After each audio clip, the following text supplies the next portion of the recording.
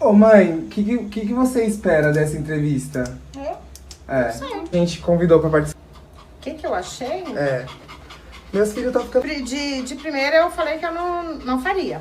Aham. Na minha cabeça eu falei que eu não. E a doida da Amanda falou: não tem nada demais. Eu falei: tá bom. Vamos lá, seja o que Deus quiser. Quem não deve, não teme, né? Exatamente.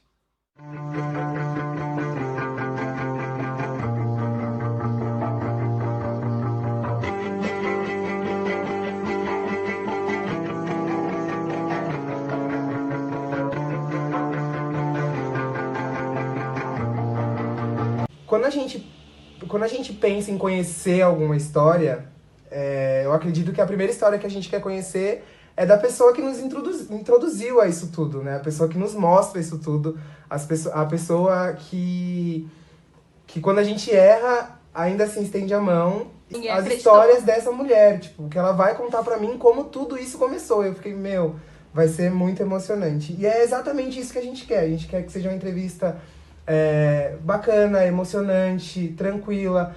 Não só pra gente te conhecer, mas pra quando a gente postar na página, os nossos irmãos do nosso terreiro também conhecer um pouco mais da história da senhora. Tá bom? Ninguém As acreditou. histórias dessa mulher, tipo, que ela vai contar pra mim como tudo isso começou. Eu fiquei, vai ser muito emocionante. E é exatamente isso que a gente quer. A gente quer que seja uma entrevista bacana, emocionante, tranquila. Não só pra gente te conhecer, mas pra quando a gente postar na página, os nossos irmãos do nosso terreiro também conhecer um pouco mais da história da senhora. Tá bom? Mãe, e já entrando nesse assunto, conta pra gente como foi que você conheceu a Umbanda, como foi essa primeira vez, essa primeira incorporação. Conta pra gente. Bom, eu conheci a Umbanda, não foi, como a gente costuma dizer, não. Difícil a gente ir pra Umbanda por amor. A gente sempre procura pela dor. Isso é difícil você achar um de dizer assim, olha, eu estou nesse terreiro porque eu vim, porque nada eu estava sentindo, nada aconteceu na minha vida, eu vim por vir.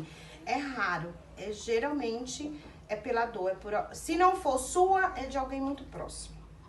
Então eu conheci a Umbanda por causa de uma situação com o meu ex-marido. Ele passava por muita situação de obsessão. Por muito procurar, me indicaram um terreiro e eu fui, que era aqui na Líder, levei ele. Ele fez todo o procedimento, eu não queria, nunca quis. Eu acompanhava ele para incentivar, porque eu queria ver ele livre daquela situação. Uhum.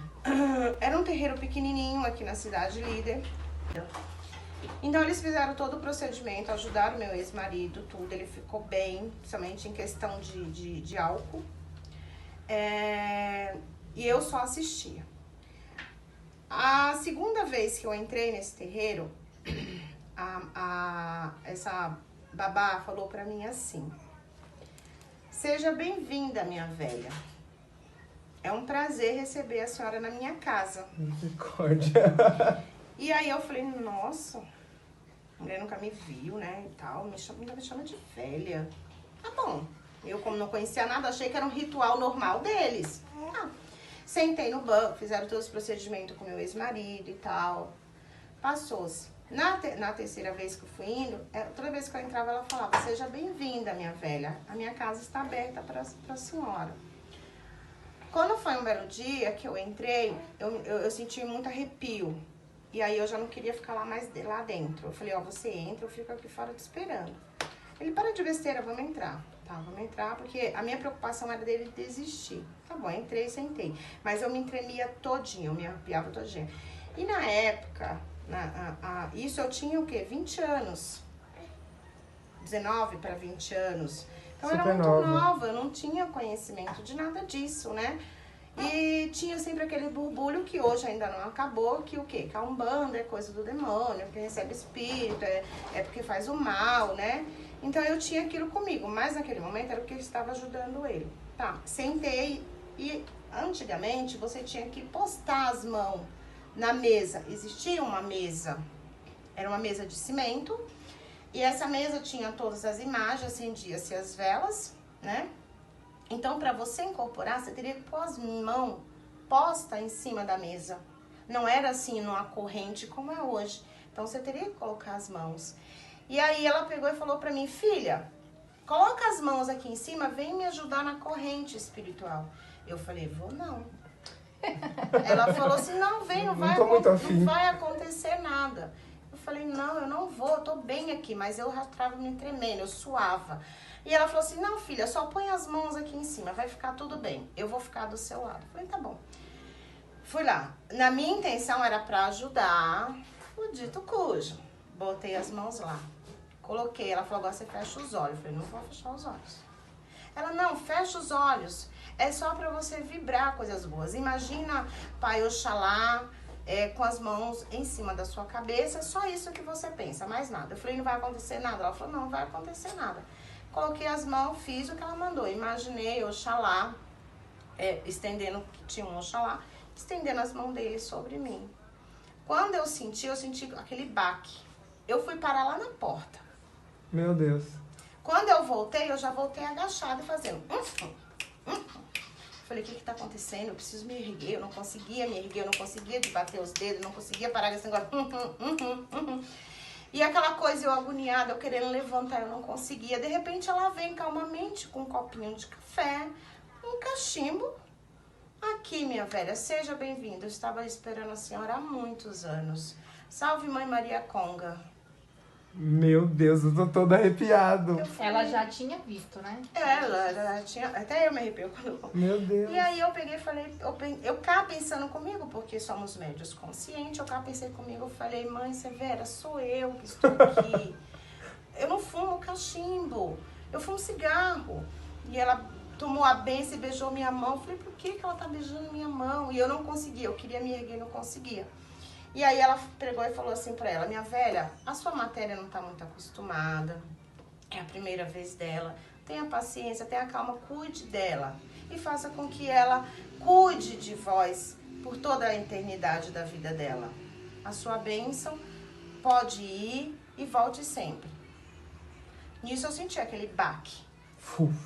Foi de uma vez, ela me segurou aqui atrás e eu queria sair pra fora, eu queria correr. Ela, calma filha, tá tudo bem.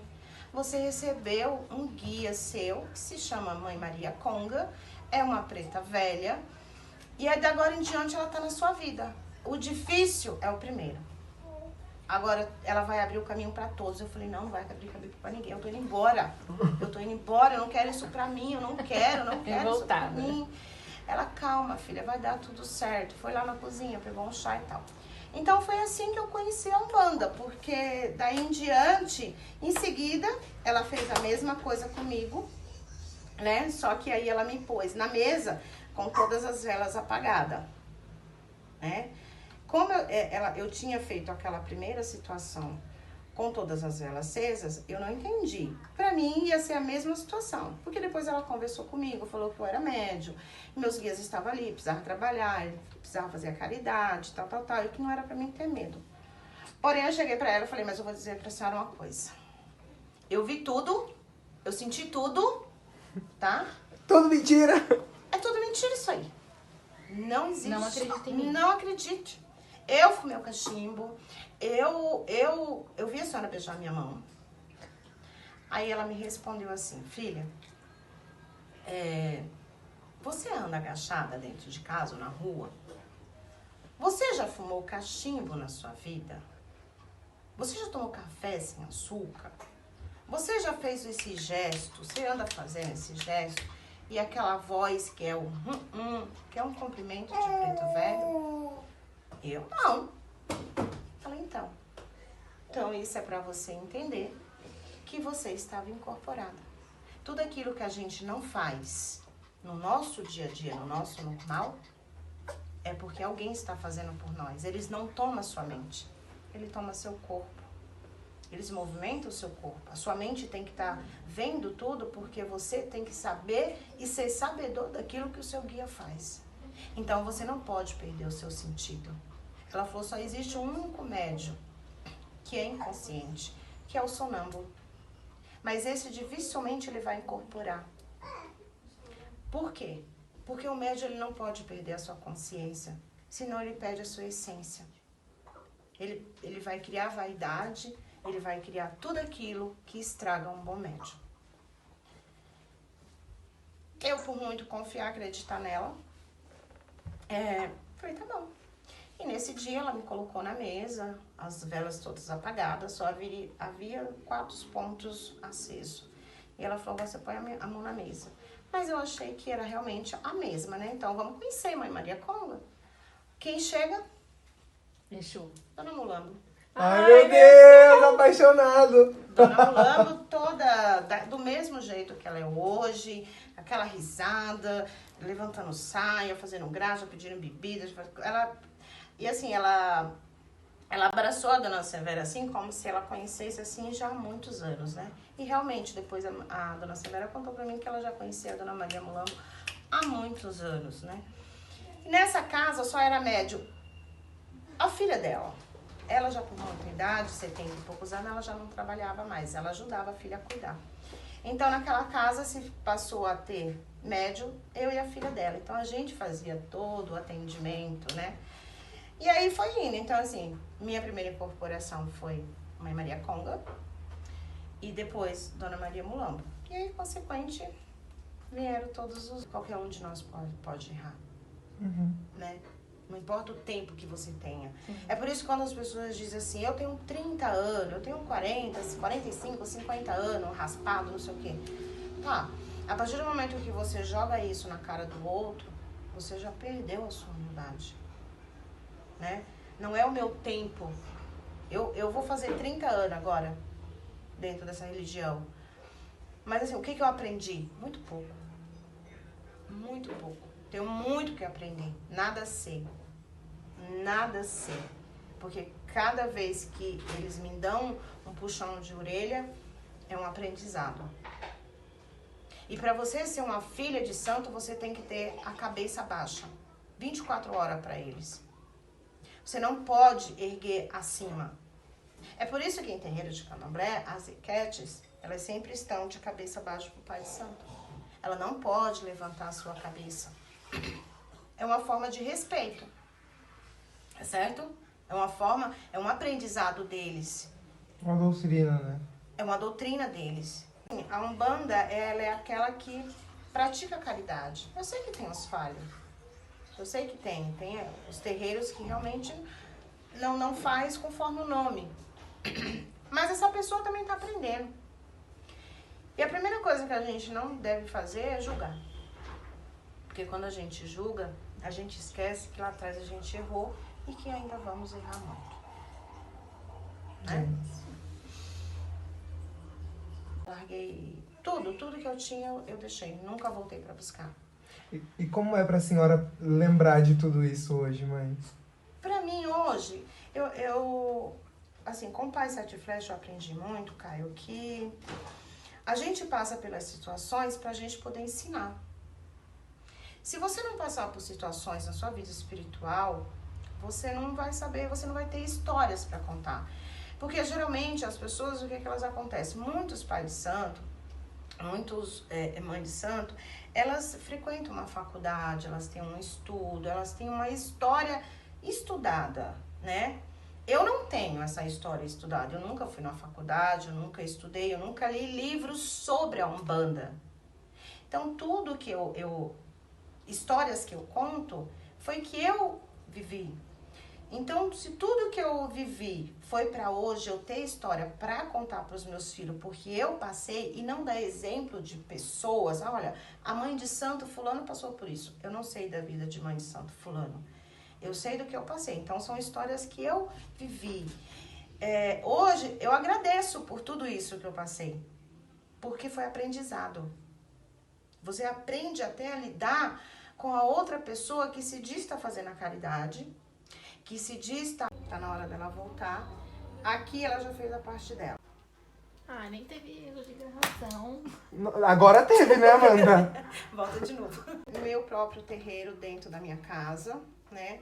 Fiz um espaço na frente da minha cozinha e montei uma mesa de cimento, como era de costume. Montei uma mesa, ganhei todas as imagens e montei a mesa. E eu trabalhava, nessa época eu já comecei a trabalhar de faxina, e eu trabalhava na Vila Carrão, Então, a minha cunhada, quando eu chegava de sexta-feira, já estava cheio de gente me esperando. Então, eu só corria para tomar meu banho de defesa. Minha cunhada já tinha firmado as velas, já tinha preparado a defumação. Então, era eu sozinha para trabalhar também.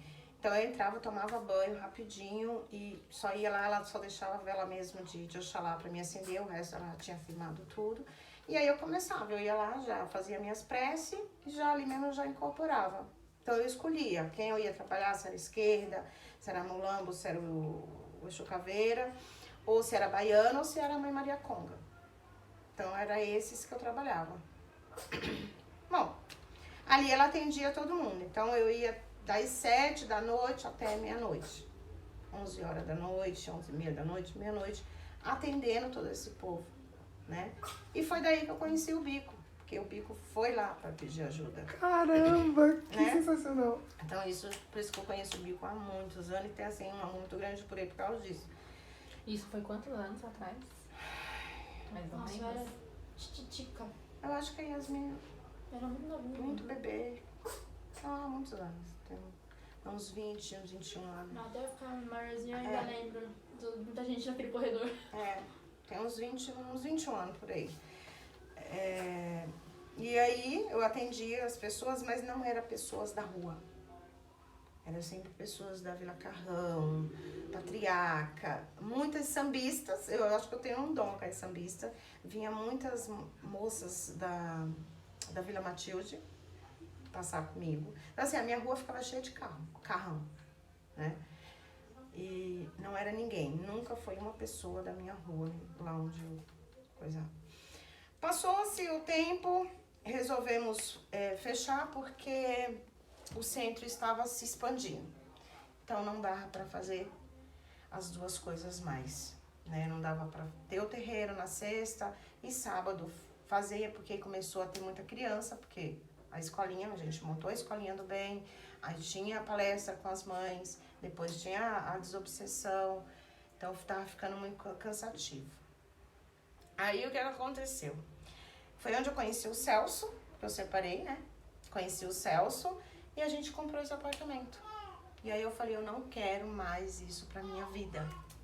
Eu vim pra cá decidida que eu não queria mais saber de Umbanda. Mais Porque- uma vez. Não Porque desmanchar tudo aquilo pra mim me doeu demais. Eu dei todas as minhas imagens, eu dei tudo que eu tinha, eu dei tudo. A única coisa que eu trouxe comigo foi ele. Que eu escondia lá em cima no rack. Essa imagem aqui, ela tem pra mais de 25 anos. Então foi o único que eu trouxe comigo, foi ele. Só, no meio de todos, eu trouxe ele. Que é o Seu Sete Flechas. Por que será, né? Ai, Deus. E aí, cheguei aqui, falei, não quero mais saber de religião, não quero mais saber de Umbanda, não quero, isso é muito sofrido, isso é muito... Mas aí, um belo dia, eu tava aqui, a Janaína estudava aqui na escola, e ela chegou com uma amiga pra fazer trabalho. E aí, a menina entrou, primeira coisa que a menina olhou foi a imagem. Lá em cima, porque antes aqui era fechado, tinha um armário aqui e dava pra pôr lá em cima escondido. A menina viu logamente a imagem, a Gabriela. Ela falou, tia, você é de Umbanda? Eu falei, eu não sou de nada, menina. Eu não sou de nada, eu não sou de mais nada, essa imagem tá aí por tá. Nem sei porque ela tá aí. Não sei nem porque ela tá aí. E aí a Janaína falou, nossa, mãe. Eu falei, não quero falar do assunto. Ela falou, tá bom, tia, mas eu vou falar pra senhora. Aqui perto do Donação tem um centro. Quando a senhora quiser ir, a senhora vai lá. Tem quarta e sábado. Eu falei, tá, mas eu não quero não, muito obrigada. Gabriela. Mentira! Aí ela pegou e falou assim, eu falei, tá bom. Aí passou-se, quando foi no sábado, começou a me dar um comichão, uma coisa. Aí você falou, por que aquela Chama menina aquela me menina aqui falou isso? agora! Gente, eu falei, Janaína, vamos lá conhecer esse terreiro? Aí ela falou assim, ai mãe, vamos? Aí tá bom. Saí daqui, fui lá. Cheguei lá, sentei na assistência, fiquei bonitinha. Comportada, né? Nunca entrei num terreiro de preto. Nunca, porque isso a mãe Severa me ensinou. Nunca entre na casa de ninguém de preto. Nunca. Respeite qualquer lugar que você vá. E nem quando você for em velório se vista de preto. E aí, quando eu cheguei, justamente naquele dia, né, era uma gira de esquerda. Foram cantando. Quando chegou na parte dos caboclos, sentou uma moça do meu lado. Que ela sentou, boa noite. Mas você frequenta aqui há muito tempo? Eu falei, não, primeiro dia. Ela falou, meu também. Eu falei, que bom. Calma aqui. Começou. Gente, começou. Aí chama. Eu não sei o que deu lá na corimba da madrinha Nilda, que cantaram pro seu Ventania. Ah, foi? Papum. Daqui onde eu tava, já me levaram lá pra dentro. A Renata também, já levaram a Renata. No outro sábado eu já tava aqui preparada. Bora, Janaína. Já estava pronta pra ir de novo. Fui. Então assim, eu fiquei três giras na assistência, pedi a entrada. Entrei na madrinha em abril. Em julho eu fui colocada pra barca. Em novembro. Bom, madrinha, conta pra gente como é que foi a escolha do seu padrinho de coroa. Eu escolhi o padrinho BA, ele era médio da Angaraí, né? Não era minha opção na época, naquele instante de barca. E quando ele chegou um dia no terreiro, eu tava tendo gira, e me apresentaram ele como filho de Oxóssi com o caboclo flecheiro. Então, por umas situações que aconteceram, mesmo sem conhecer ele, pelo pai que ele carregava, eu escolhi ele, pedi para ele ser meu padrinho de barca. Ele meio que ficou assim, incrédulo, né, porque a gente não se conhecia, mas ele aceitou. E foi assim, ele foi o meu melhor padrinho, porque ele teve comigo todos os momentos. O padrinho é muito importante numa barca. E ele esteve comigo todos os momentos. E foi aí que eu escolhi o padrinho BA, filho do caboclo flecheiro. Madrinha, e como você disse que achava que era filha de Obaluaê com Oxum, né? Como foi descobrir que você, na verdade, era filha de Oxóssi com Oxum? Como foi essa mudança? Pra mim foi uma surpresa saber que eu seria filha de Oxóssi, porque eu já cultuava o Baluaê há mais de 20 anos. E de repente isso mudou. Pra mim foi assim uma felicidade. A Oxum é aquela que eu cultuo na minha vida como minha mãe. A mãe que eu nunca tive. E Oxóssi, por ter descoberto que a gente pode mudar, assim. Não é porque você cultua que você deixa de ter o orixá na sua vida. Eu cultuo o Baluaê até hoje, então ele só acrescentou na minha vida. Tem que ser feito ali, exigido pela Mãe de Santo. E ele provou por A mais B que ele era meu pai. E hoje eu agradeço muito por ter conhecido ele na minha vida como meu pai. E é assim que eu conheci o Caboclo Sete Flechas. Em novembro eu já fiz a barca. Assim, condição nenhuma. Então, daquele momento em diante, com muito aprendizado ali dentro, eu resolvi que eu tinha que ter o meu terreiro. E aí eu fui fazer o curso de numerologia. E no curso de numerologia, o rapaz, eu sempre sentava no fundo. Eu nunca gostava de estar na frente, eu nunca gostava de aparecer. Ele falou pra mim assim, um dia, Dulce, por que você senta no fundo? Eu falei, porque eu não gosto de... Porque quem tava na frente, ele sempre pegava pra fazer exemplo. Eu falei, eu não gosto. Ele falou assim, você é de um terreiro? Eu falei, sou. Ele falou, e como que você está nesse terreiro?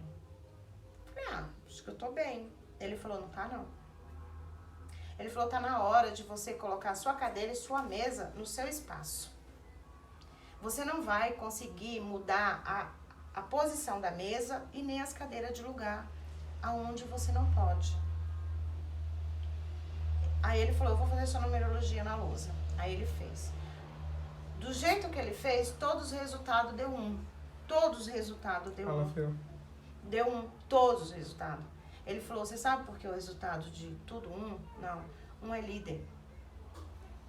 1 é primeiro. Então, você tem que ser líder daquilo que você quer. Aí ele falou assim, você já é líder há muito tempo. Você que não se deixa aparecer, você se esconde. Tá bom. Cheguei no terreiro, no sábado, fui conversar com o Luciano, que era o filho da madrinha. Ele falou, então eu também acho, Meire. Só que assim, eu tinha pouco tempo de coroada, né? Tinha um ano, pouco de coroada. Eu falei... E você tinha quantos anos, mãe? Olha... Na época não era dele? Não, quando eu fui coroada foi em 89. Foi em 89 que você foi coroada no Angaraí? 89 não. Tá doido, mãe. Não. Quanto? Se a senhora foi curada na Angaraí? Mãe, eu tava com uns 11 anos. Não. Sim, mãe, é época do apartamento aqui. Eu sei que eu faço 11 anos agora de coroa. Vou fazer, agora em novembro eu faço 11 anos. 2000. Então, se eu tenho 49, É, isso mesmo. sei lá. Enfim, a gente faz a conta e publica pra vocês. Sim. E aí eu decidi, falei, como eu tinha muito pouco tempo, eu perguntei pro Luciano, como que eu faço então pra eu ter o meu terreiro? Ele falou, Meire, vai demorar um pouquinho, né? Mas vai nessa pegada aí que tá certinho. Tá bom. Quando foi um belo dia, passou-se, eu falei... E assim, a Renata, que era minha consulente junto comigo, ela foi coroada junto comigo, minha irmã de barca.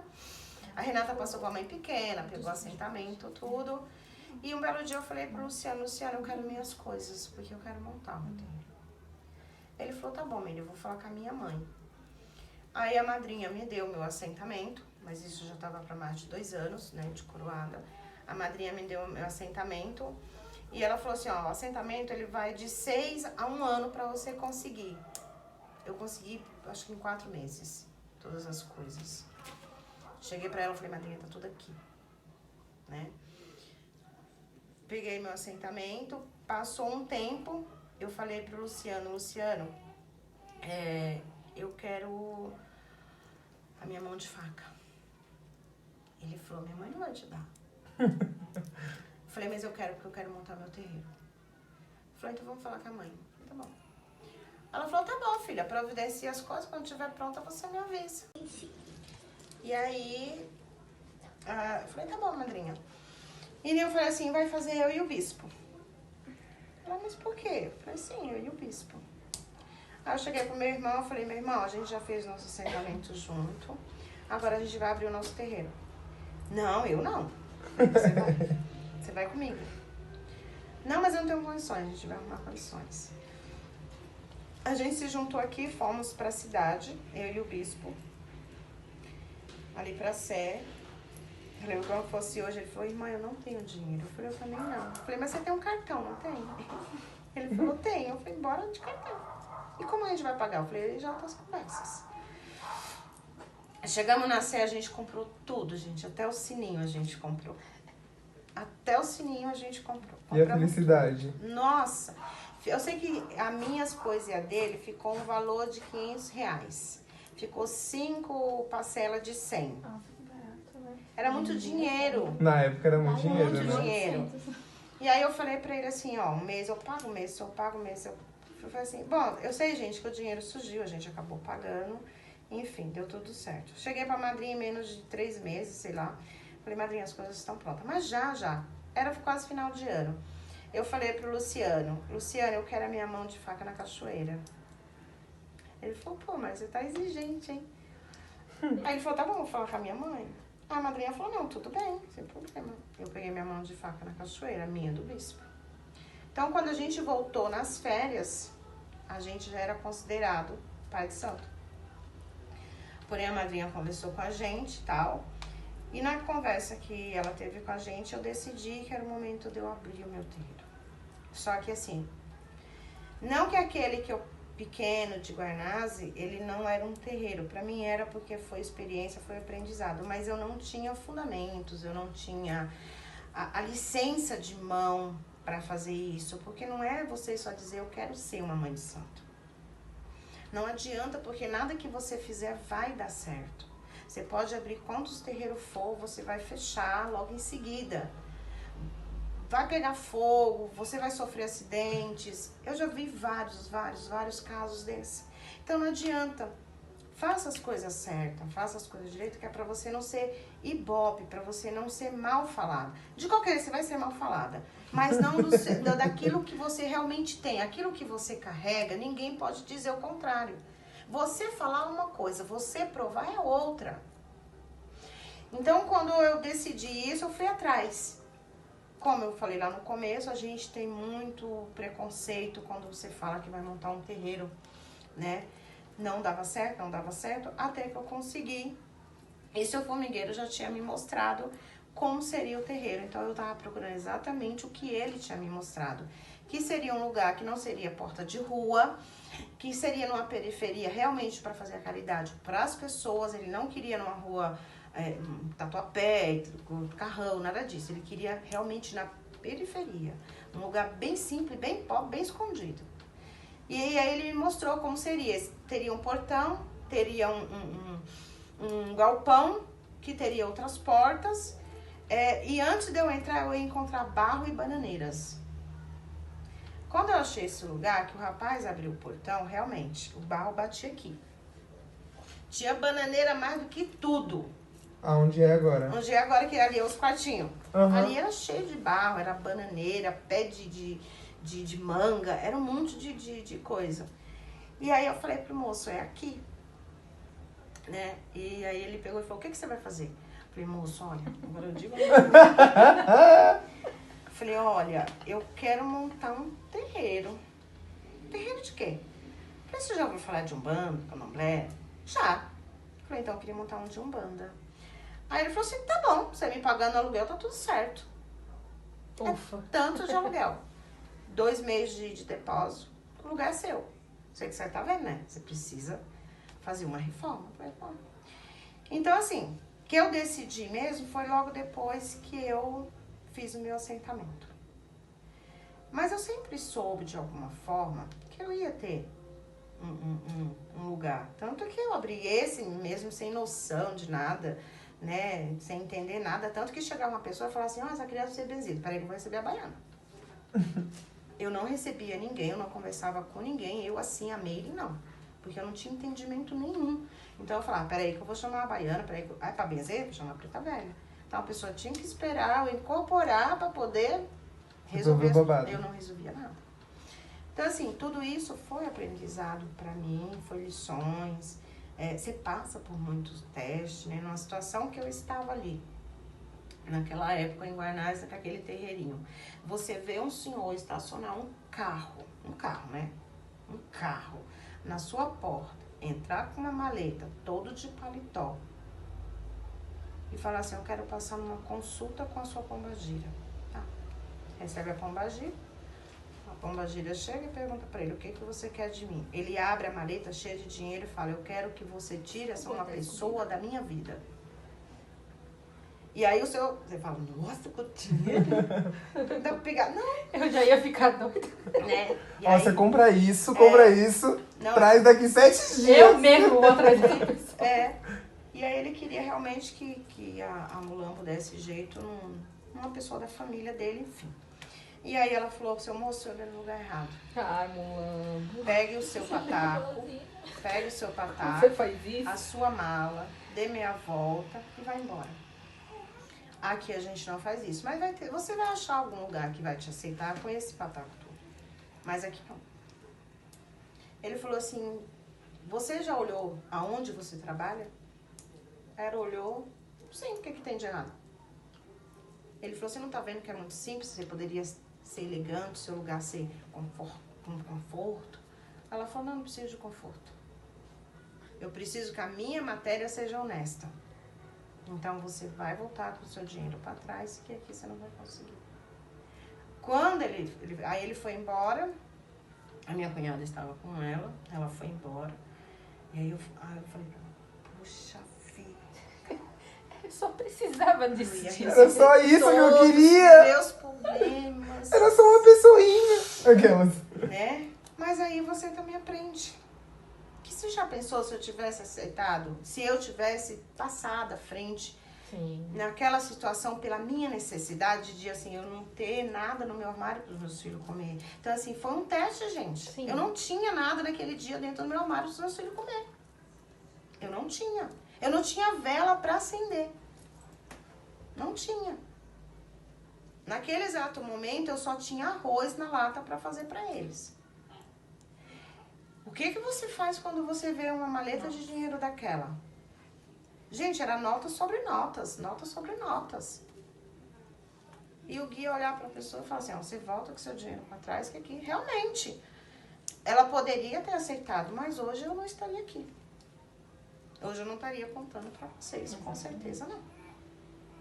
Mas a gente é realmente passado por esses testes. Então, assim, ser filho de... Eu digo sempre, você ser filho de uma casa é uma coisa, você ser filho de Pemba é outra. Então, você tem que fazer escolha. Você quer ser filho de santo ou você quer ser filho de Pemba? Porque filho de santo todos nós somos. Você nasce. Você nasce filho. Então, todos nós somos filhos de santo porque todos nós somos médios. Mas você ser filho de Pemba, o que é ser filho de Pemba, madrinha? É você assumir a sua responsabilidade. É você ser correto com o seu espiritual. É você pensar nele antes de pensar em você. É você fazer pelo outro o melhor que faça por você. Então, se o pão não serve pra mim, não vai servir pra você. Ah, esse pão tá meio que estragadinho, mas se eu der pra alguém vai matar a fome dele. E se fizer mal pra ele? Por que o estômago dele é ruim e o seu é bom? Então, da mesma forma que vai fazer mal pra você, vai fazer mal pra ele. Então, é aí onde você deduz. Por que eu quero só pra mim? Por que o outro tem que comer o meu resto? Então, não divida o seu. Jesus não dividiu o pão para 12 apóstolos? Mas o nosso egoísmo é muito grande. A gente, na verdade, somos aqueles que dizem assim, eu sou filho de santo, eu não sou filho de Pemba. Então, tem grande diferença. Por que hoje eu falo assim, ó, no terreiro eu tenho vários sobrinhos, poucos filhos. Madrinha, por que você fala isso? Vocês só vão entender no tempo certo. Ser filho é uma coisa, sobrinhos são outros. Os filhos vêm todo dia na sua casa, o sobrinho vem uma vez por mês. Ele passa, ele visita e vai embora. Ele não quer saber o que está acontecendo dentro da casa. Ele não sabe ralar uma pemba. Ele não quer saber qual é as dificuldades do terreiro. Se o banheiro está lavado, se o chão está varrido. Ele não está ali para isso. Ele está ali para vestir a sua roupa, brilhar, pegar a sua bolsa e depois ir embora. Esse é o sobrinho. O filho vai pôr a mão na massa. Ele vai se preocupar com o orixá. Quando eu falo se preocupar com o orixá, gente, eu não estou falando de você se preocupar se o boiadeiro tem um chapéu para pôr. Eu não estou falando se você está se preocupando se o seu pai vai ter um charuto para fumar. Não. Se preocupar com o guia não é isso. Se preocupar com o seu guia é você se preocupar com a sua responsabilidade, com a sua dieta. Porque você ser filho de santo é muito fácil. Como eu falo, você carrega um banda onde?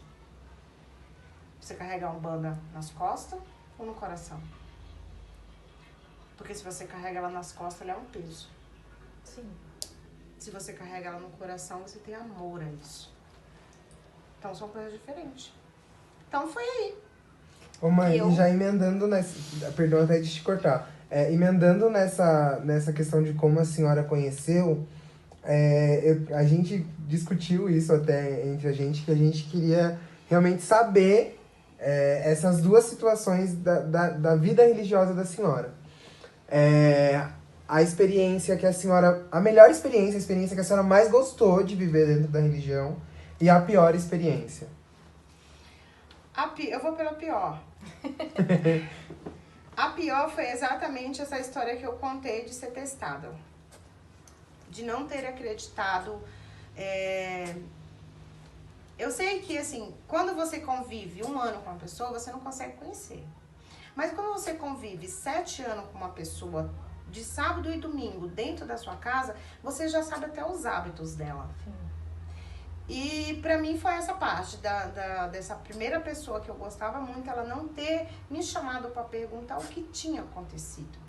Uhum. Né? Ela ter usado o guia pra mim testar, no sentido de que vou chamar o guia e dizer pra ele que você está fazendo a coisa errada. Então essa foi a parte pior. A melhor experiência foi o primeiro dia que eu inaugurei o meu terreiro. Oh. Pra Como mim, você se sentiu naquele dia, mãe? Olha, eu acho que eu nem me senti, Caio. Inacreditável. Porque eu não acredito. Não, eu não acreditava mesmo daquela situação em si de estar acontecendo, assim, de eu ter conseguido. E principalmente por eu ter a bênção da minha mãe de santo. Né? De saber que eu dei esse orgulho pra ela, de fazer tudo certinho, de fazer por etapa, né? De eu ter saído do terreiro dela com assentamento, ajudado por ela, recolhido por ela, de eu ter abrido a minha casa, ela ter ido lá, mostrado onde tinha que fazer cada firmeza, cada fundamento, né? De ela ter trazido quem ela trouxe em terra e dizer assim, tá tudo certo, agora faz as partes, como é que fala? A boniteza em si e tá tudo certo. E no espiritual tá tudo certo. Foi no dia que eu inaugurei que ela estava lá também, né? Então, pra mim, assim, foi o dia mais feliz da minha vida. Ô mãe, agora uma pergunta. A gente escutou a senhora falar de quando começou, da primeira incorporação. E o que a senhora diria para aquela menina de 20 anos que chegou no terreiro? Sem saber de nada, se tremendo toda, que não queria colocar a mão na mesa. O que a senhora diria para ela hoje? Hoje a gente tem, assim, com tudo que eu aprendi, muitas coisas que eu aprendi, algumas eu não vou relatar, porque pra mim tem que ficar guardado. Mas com muitas coisas que eu aprendi que o médium ele precisa ser cuidado. Ele precisa ser orientado. Não é dizer vai e faz. Encosta ali. Então, na minha experiência com a mãe Severa, ela falou, bota a mão na mesa. E assim, seja o que Deus quiser. No escuro, né? Não teve assim um desenvolvimento, não teve uma palestra, não teve um docinho antes. Teve uma massagem, não né? Não teve. Então a confiança. Foi. Confia, imagina Oxalá na sua cabeça, tudo certo. Então, assim, hoje, os médios, por mais inexperiente, eu gosto do inexperiente. Sabe por quê? Porque você ensina e ele escuta. Sim. Aqueles que têm vício, eles querem debater. Mas por que no terreiro assim, no terreiro assado, é assim? Então, assim, a maioria dos meus filhos são todos assim, que chegaram e é a primeira casa, né? Amanda Bruna Dias foi. Dias não gostava. O Dias não gostava de terreiro. O primeiro terreiro que o Dias pôs o pé foi no meu. Então, assim, você mostrar pra ele o lado bom da Umbanda, não tem coisa melhor. Não tem coisa melhor você ensinar. Então, assim, chega uma média de 20, como já chegou várias. Elas vão ter medo? Vão. Elas vão ficar assustadas? Vão. Mas se você souber adoçar da forma correta, mostrar, eu não falo passar a mão, não falo alisar, não falo nada disso. Eu falo ensinar corretamente. Não precisa você fazer com que aquele médium passe pelo que você passou para chegar ali. Ele pode aprender de outra forma. Tá. Deixa eu reformular a minha pergunta. Ô mãe, uma coisa que eu queria te perguntar também, a gente tá vendo aqui no vídeo que a tua família tá ali nas fotos, as tuas filhas. E eu queria saber pra senhora como que é lidar com toda a tua família dentro do terreiro. Olha, Caio. Isso eu sei que é difícil. É muito difícil. É muito difícil, mas exatamente como eu disse. Você já não fala por si. Você já não pensa por si. Então, assim, vocês ainda têm a opção de escolhas, né? Tipo, Amanda. Amanda saiu, Rodrigo saiu. Tá. Rodrigo saiu, Amanda saiu. Você saiu, o Kaique sai. Então, assim, vocês têm ainda essa opção. Na minha posição, não tenho mais essa opção. Tanto que já aconteceu diversas vezes de, assim, dos meus guias expulsar a minha filha Janaína do terreiro e eu não poder fazer nada. Não. Eu ia falar nada disso. O boiadeiro expulsou a Janaína, acho que por 2 vezes do terreiro. Não mesmo. Porque a Janaína era muito pá, né? Então, assim, ela dava resposta, ela respondia, ela não queria saber a quem. Hoje ela melhorou, assim, 70%. Mas também foi na porrada. E o boiadeiro falava, sai, fora daqui. Você não fica mais aqui. Pega as suas tranqueiras e some. Aí quando chega todo mundo em casa, aquele climão, né? Caramba, mãe! Nesse dia a Janaína pulou a janela. De raiva, porque eu não fiz nada. Não foi, Yasmin? Eu pularia. Ela Sim, pulou. eu fui a cúmplice. Ela caiu ali, que torceu o tornozelo. E automaticamente ela e o Celso saiu correndo atrás dela. Vamos, mãe. Eu falei, eu não mandei ela pular. Vou atrás de ninguém, não. E eu não fui. Então, assim, por quê? Justamente por isso. Se ele fez, ele estava ensinando. Se ele fez, eu tinha que confiar no que ele estava fazendo. Então, hoje, talvez a Janaína não tivesse melhorado nada. Não tivesse a cabeça que ela tem hoje, né? Sim. Então, às vezes, você precisa bater. Às vezes, o que ele fez, eu não ia ter coragem de fazer, logicamente. Mas precisava alguém fazer.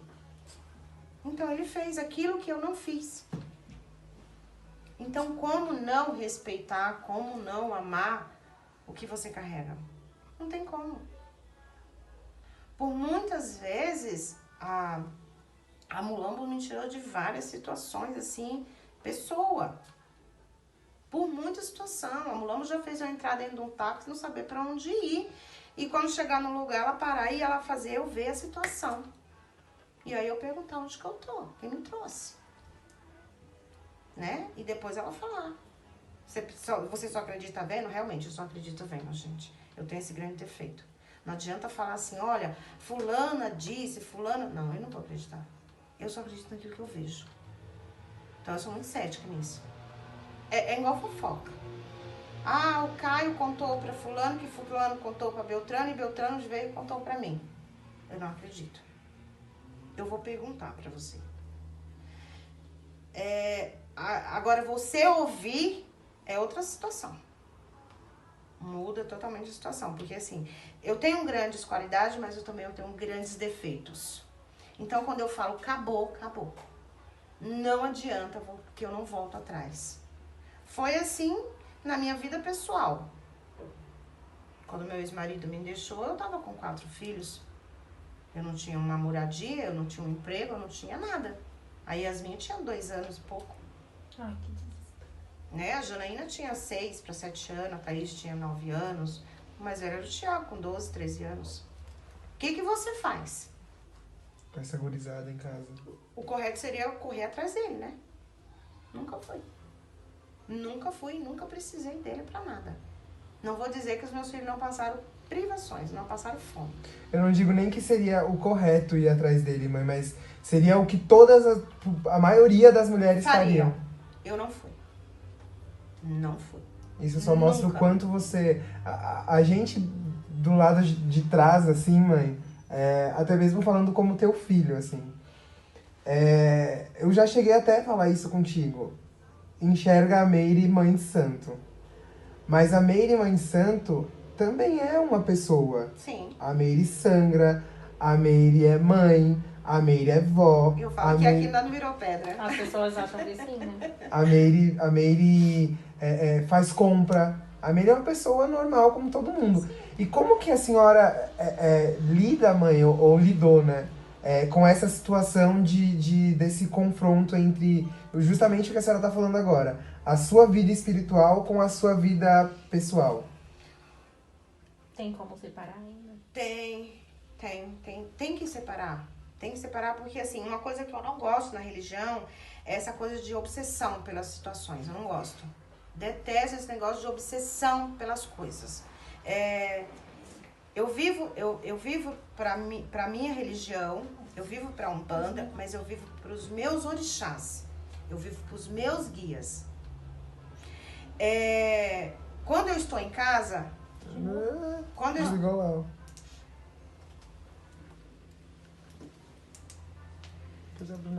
Quando eu estou em casa, eu sou família. Então, dificilmente... Perdão. Então, dificilmente eu trago o terreiro para dentro de casa.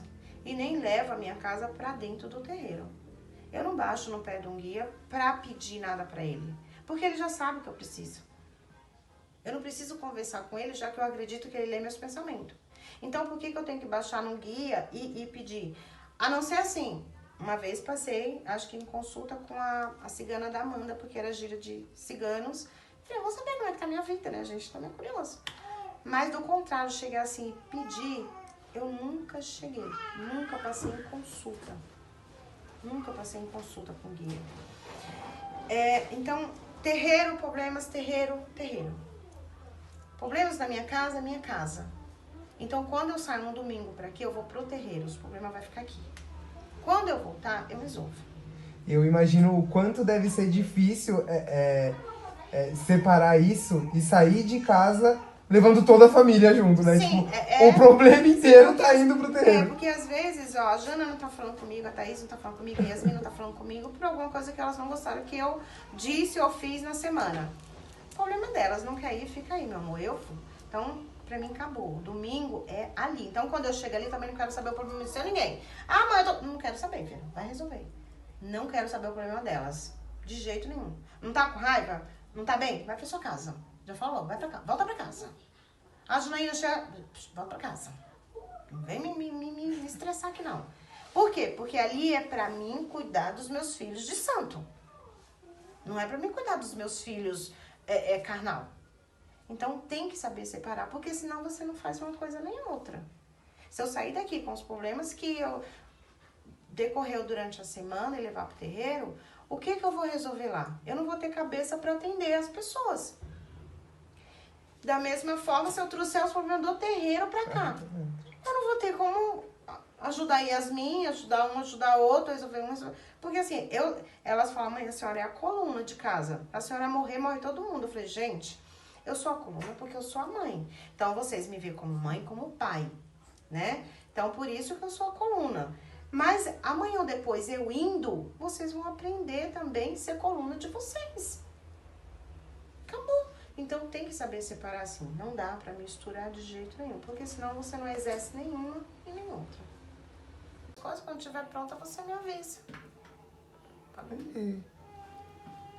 Madrinha, aí sobre o seu Exu, o que você tem pra contar pra gente sobre seu formigueiro, né, o capangueiro de Oxóssi, e se teve alguma situação que você passou com ele que marcou a sua história? Bom, Exu formigueiro eu nem sabia que existia, né? Nunca havia trabalhado e também nunca vi nenhum médium com esse Exu.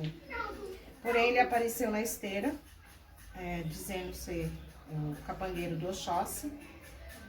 E pra mim foi uma novidade, mas ali pra mim foi uma grande experiência, porque o modo como ele veio foi diferente de tudo que eu já tinha passado com o Exu. Uma experiência com o seu formigueiro, a experiência de abrir o terreiro, porque foi ele que pediu, foi ele que me encaminhou, foi ele que me mostrou exatamente como tinha que ser. E hoje o terreiro Sete Flechas e Pedra Branca é exatamente como ele um dia me mostrou, igualzinho, sem tirar e nem pôr. Então essa experiência eu não esqueço nunca, porque ele me guiou muito, ele me mostrou cada passo que eu tinha que tomar, de como exatamente tinha que ser o terreiro Sete Flechas. Então isso eu não esqueço nunca, porque ele realmente fez valer o capangueiro que ele é. Madrinha, e qual é a maior facilidade de ser uma mãe de santo?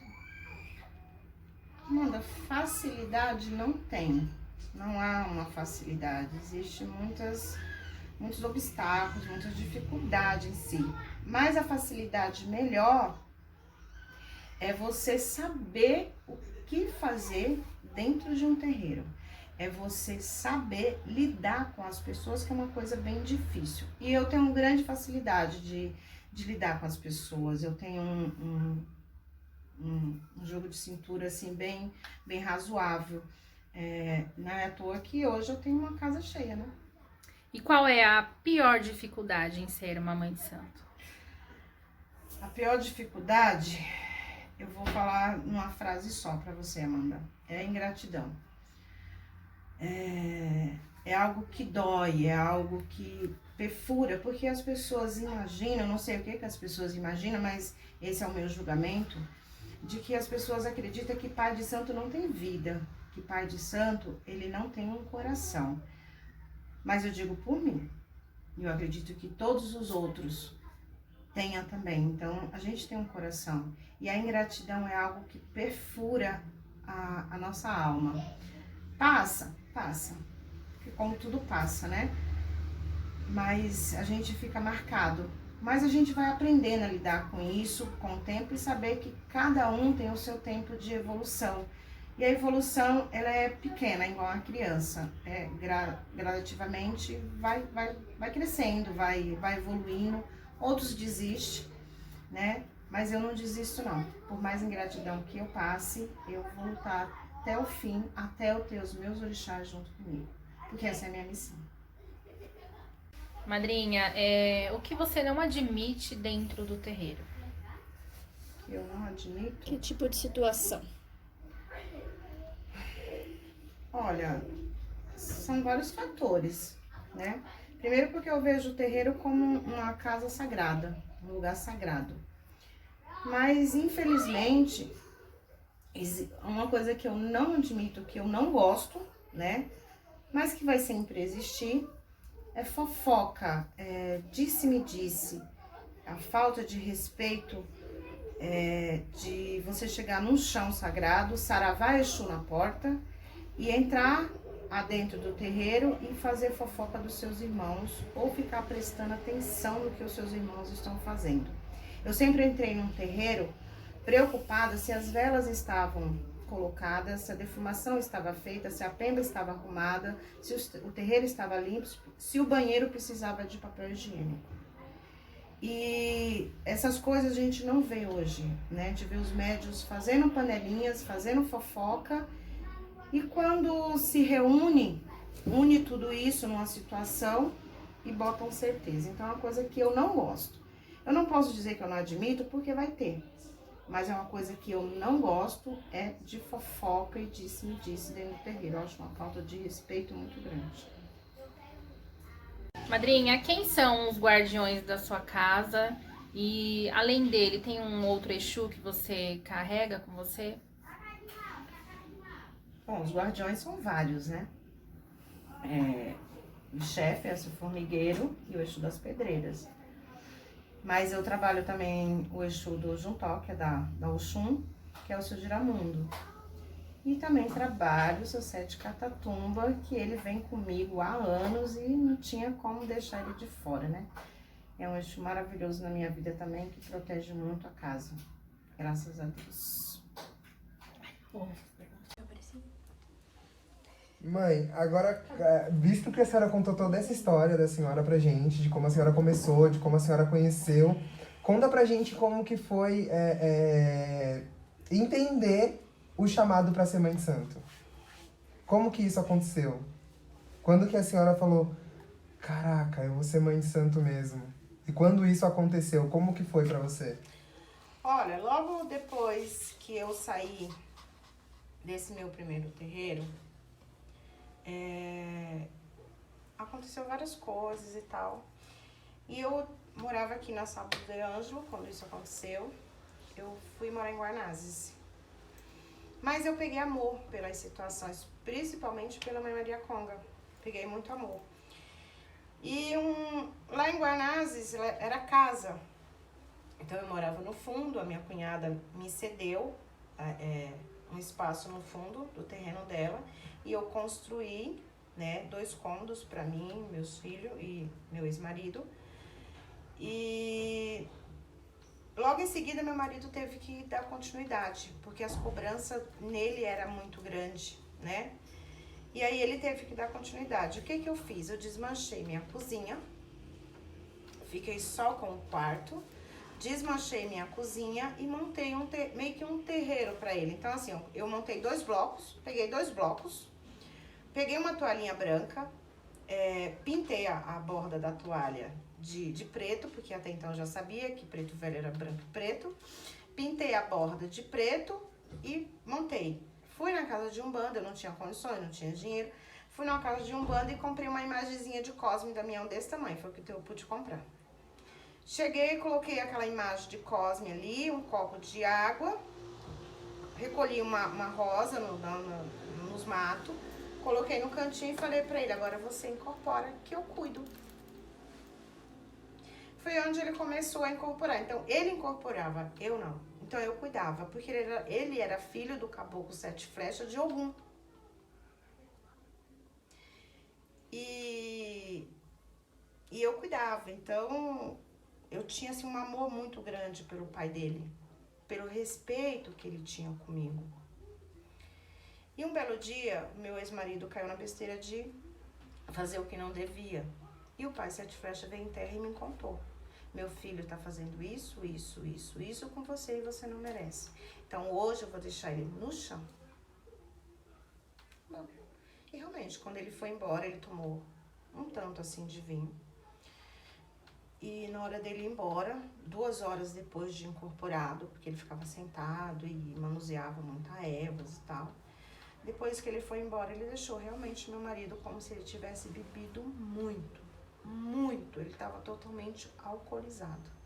Ele não se levantava. Ele ficou 1 semana sem poder ir trabalhar. A cabeça dele parecia que quando ele levantava, parecia que tudo rodava. Ele ficou 7 dias de cama. E aí depois eu mesmo descobri o porquê que foi. Bom, enfim. Veio a separação e tal. Eu fiquei meio que desgostosa. Foi onde eu fui para o cadecista. Comecei a procurar o cadecista. Fui presidente de um centro cadecista por 7 anos. E um dia eu estava no centro dando palestra. É tudo 7. Eu estava no centro dando palestra, que eu era palestrante. Eu estava dando a palestra quando chegou uma senhora que ela é de Umbanda muito velha. E ela chegou e ela pegou e falou pra mim assim, filha, tá na hora de você voltar a fazer essa caminhada. Seu Exu tá te cobrando. Eu ignorei totalmente. Daí a pouco, eu tava lá, terminou a sessão e tal. E o seu Exu Caveira incorporou lá dentro do centro. Aí aquela senhora que tava ali, conversou com ele falou, tá na hora dela voltar. Mãe, a última pergunta que a gente tem pra você eu acho que é uma pergunta que, na minha concepção, é muito difícil de responder. E eu queria que você desse a sua visão dessa pergunta pra gente. O que significa Umbanda pra você? Olha, se você me perguntasse isso há 10 anos atrás, eu ia falar que a Umbanda era um terreiro. Porque pra mim era isso. Então, o que é Umbanda? Umbanda é um terreiro que você vai e frequenta. Não. A Umbanda, na realidade, é o mistério daquilo que você quer ser. Porque, na realidade, a Umbanda ela não tem livro. Né? Como o cadecista tem o Evangelho segundo o Espiritismo. A Umbanda ela não tem livro. Então, como que você diz o que é Umbanda para você? A Umbanda, para mim, hoje, se resume em Pai Sete Flecha. Ele é a Umbanda para mim. Porque ele me ensinou tudo. Eu acho que todos esses anos que eu tenho dentro, há 11 anos que eu tenho ele na minha vida, eu acho que sempre foi ele que me intuiu em tudo. Então, a Umbanda pra mim hoje chama Pai Sete Flechas. Arrasou. É isso, mãezinha. Quê? Se ela mudaria alguma coisa. Ótimo.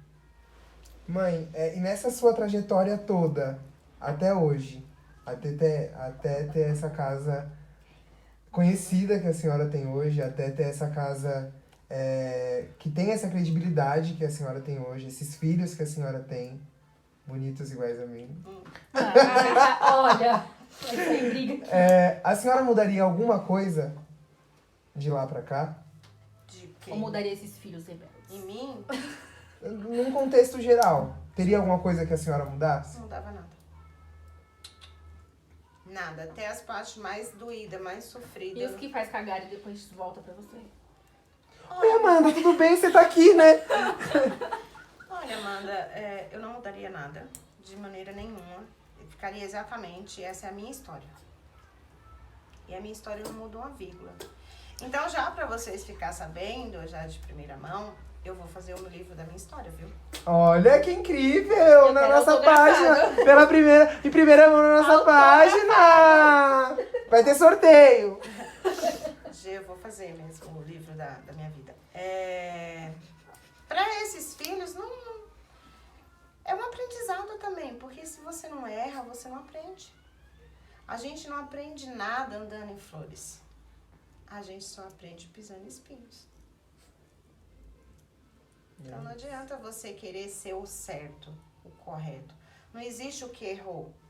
Existe aquele que aprendeu. E aprender é você voltar de onde você começou e falar assim, eu errei, mas eu aprendi. O ruim é aquele que erra, continua errando e não tem humildade para voltar e dizer assim, olha, me desculpa porque eu errei. Mas eu aprendi na minha trajetória de erros. Exatamente isso. Um filho, a gente não cria os filhos para ficar embaixo das nossas asas. A gente cria os filhos para o mundo. Ele vai casar e vai embora. Um dia ele pode voltar. Eu me separei. Tô na casa da mãe de novo. E aí, você faz o quê? Você vai bater? Você vai criticar porque ele errou? Casou com a pessoa errada? Ou por aí vai? Não. Então, um filho de Pemba é a mesma coisa. Isso depende do que o filho erra também.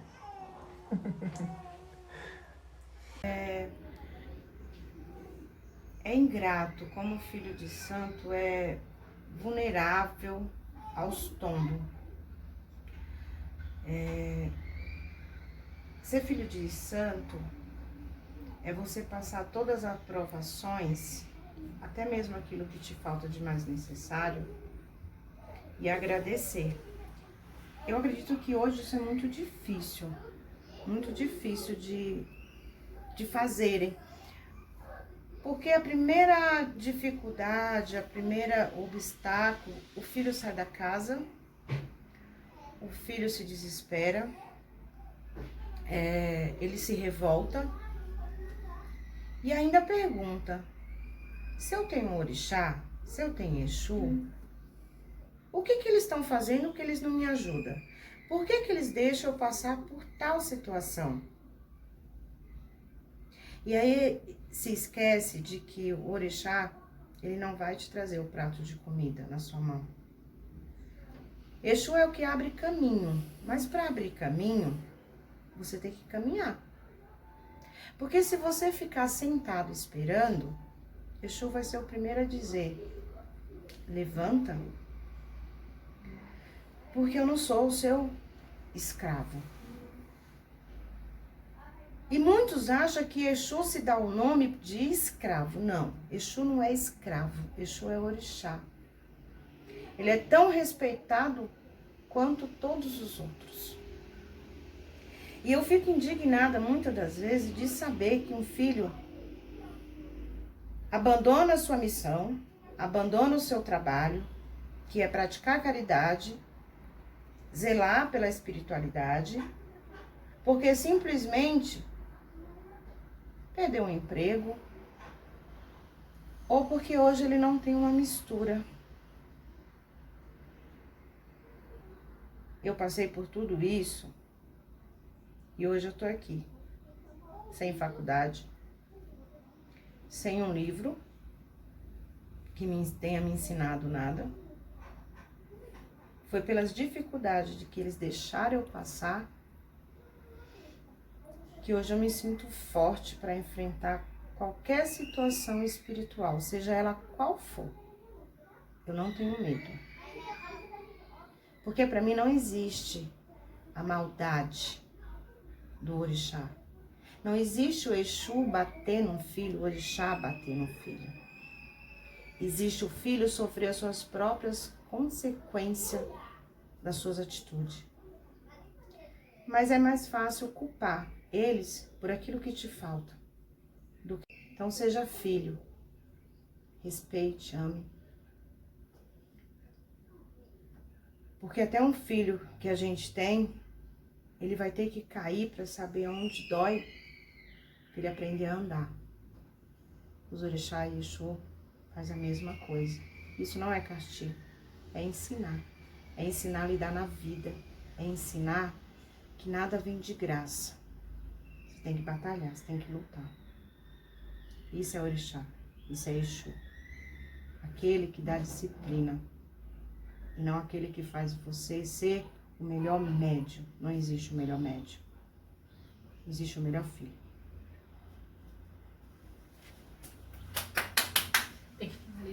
Esse é o meu relato de axé.